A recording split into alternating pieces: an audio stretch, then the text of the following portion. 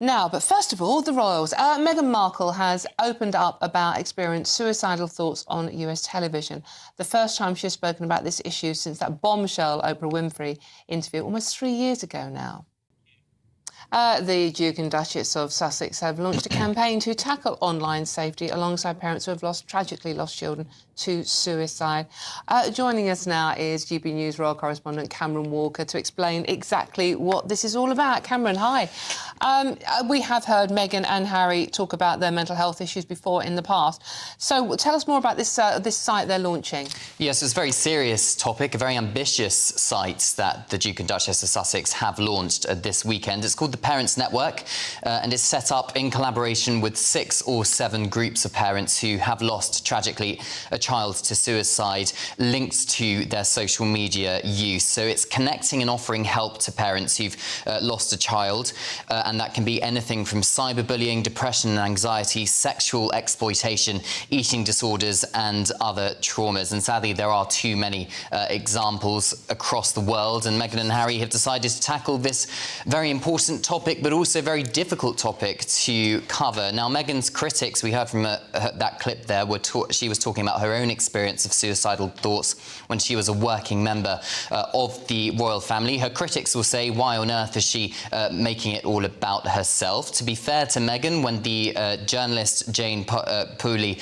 asks her, Jane Pooley specifically asked her about her suicidal thoughts when she was a working member of the royal family, she wasn't expecting it. She did give, to be fair, quite an eloquent answer, and Prince Harry then talks about the fact that all parents across the world need to be first responders when they're talking about helping their children overcome mental health problems related to social media use. There's lots of help and resources on the Archwell website. It's open to families in the UK, US and Canada who are going through this kind of issue. But as I said, it's very ambitious, and I think it's going to be a while before we see if any of the words we've heard from Duke and Duchess of Sussex in this interview have any substance or any tangible impact going forward. Brilliant. That's our royal correspondent, Cameron Walker, bringing us up to date on Meghan and Harry's latest venture onto mental health. Thank you very much. I'm joined now by the editor-at-large of The Mail on Sunday, Charlotte Griffiths, to talk about the same subject. Charlotte, thank you very much. Lovely to see you.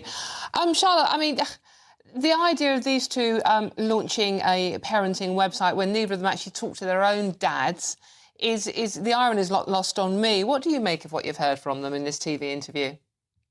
Well, they have come under a lot of slack because today in the Daily Mail, for example, they asked the question, well, what about her dad? Is there some sort of group that her dad can go to? Because he's not very well, he's getting on in age, and he has very, vocally expressed fears that he may never meet his grandchildren. So I suppose, I mean, I don't think the two things are directly linked, obviously, but I see what you're saying there, because they're obviously very kind and charitable people, but charity starts at home sometimes, and they don't seem to extend that to their own parents in some cases, and their own family. Just when you thought the drama was cooling off, Harry and Meghan are back in the headlines, and this time they're being branded hypocrites.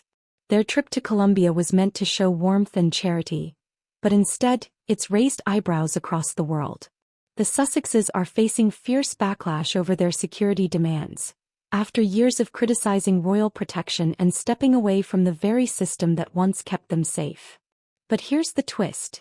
The louder they demand privacy and independence, the more they seem to rely on the very privileges they once rejected. Let's start with their Colombian tour. It was supposed to be a PR reset. Smiles, charity visits, school appearances, and of course the cameras rolling. But within hours, critics were pointing out the massive security bubble surrounding them. Helicopters, bodyguards, barricades, the works. Observers called it tone-deaf. Here are two people who've repeatedly argued that the royal lifestyle was suffocating and overprotected, yet they show up with the same royal-level security they once rejected. It's not just irony, it's a credibility crisis. And as one commentator put it, if you're truly independent, why are taxpayers or donors footing the bill for your entourage? It's a fair question. Critics are calling this trip a masterclass in double standards. Do you think that will detract from what they're doing, or are they more, this is mainly a US-based project? Are Americans more sympathetic to Harry and Meghan still? I think so. I think the cause is genuinely incredibly important. It's, online harm is a really serious thing. It's really hard to knock their noble aims. And they are, of course, parents. So, I'm a parent of 3 children. I worry about this kind of thing a lot. So I think in America, I think here as well, they will have more of a sympathetic audience on this one.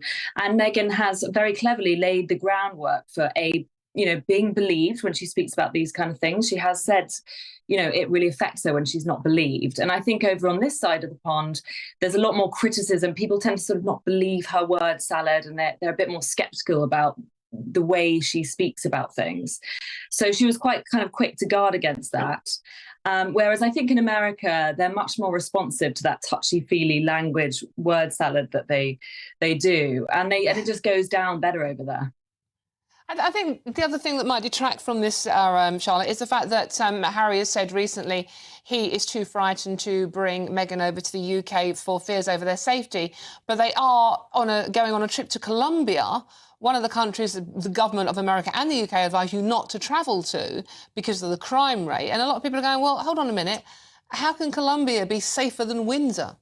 For years, Harry has raged about security being stripped after leaving royal duties, saying it put his family in danger. But now, after demanding global sympathy, he's traveling the world with what looks like full-scale protection. It's exactly the contradiction his critics warned about. Let's not forget, Harry once claimed he couldn't safely return to the UK without taxpayer-funded security. And yet here he is globe-trotting for brand deals and appearances. It's not just hypocrisy, it's a PR disaster waiting to happen. And Meghan? She's being accused of using every trip to rebuild her brand. More fashion, more glamour, more press. It's as if each appearance is another episode of the Meghan Markle show, while the message of service gets lost in the spectacle. So what about the palace? Silence, and that silence speaks volumes. Insiders suggest King Charles and Prince William are tired of reacting to every Sussex headline. But make no mistake, the institution is watching. There's frustration behind the scenes, because every time Harry and Meghan take a global stage, they blur the lines between royal and celebrity. I think that is a bit hypocritical because, of course, if they're staying at Buckingham Palace, Windsor Castle, any of these places where they have been offered rooms before, they'll be completely and utterly safe. And if they were desperate to see, Charles and for the kids to see Charles, I think they would make it work. If they can make Colombia work, they can make this work. So I do think there is some hypocrisy there. Of course there is. One royal aide reportedly said, "You can't claim to leave the firm, then act like you're still part of it." And that sentiment seems to echo across the UK. The contrast is stark. Kate and William's work feels duty-driven, while Harry and Meghan's feels branded. Public opinion is shifting fast. Once hailed as a modern, compassionate couple, Harry and Meghan are now viewed as self-serving and inconsistent. Surveys show their popularity in both the UK and US dropping again, particularly among younger audiences who once admired their independence. And let's be honest, every controversy chips away at their credibility. The more they insist they've moved on, the more they seem to be chasing relevance. And that's the real tragedy, because their potential to do genuine good keeps getting drowned out by their need to control the narrative. Every royal exile faces a choice: fade gracefully or burn out in scandal. And right now Harry and Meghan seem to be choosing the latter. Their obsession with image, their constant push for validation, their need to stay in the spotlight, it's starting to feel desperate. Royal experts warn that unless they pull back, this pattern will end badly, not because the palace will destroy them but because they'll destroy themselves. As one historian put it, you can't build a legacy on resentment and call it freedom. That line hits hard. Harry and Meghan's Colombia trip was supposed to remind the world who they are, but it may have reminded the world what they've become. Hypocrisy, double standards, and brand management disguised as compassion. The line between royalty and celebrity has never looked thinner. What do you think? Were their security fears justified, or is this another example of the Sussexes saying one thing and doing another? Drop your thoughts below. I want to hear your take. Subscribe for fearless commentary, royal revelations, and truth behind the crown, because this story is far from over.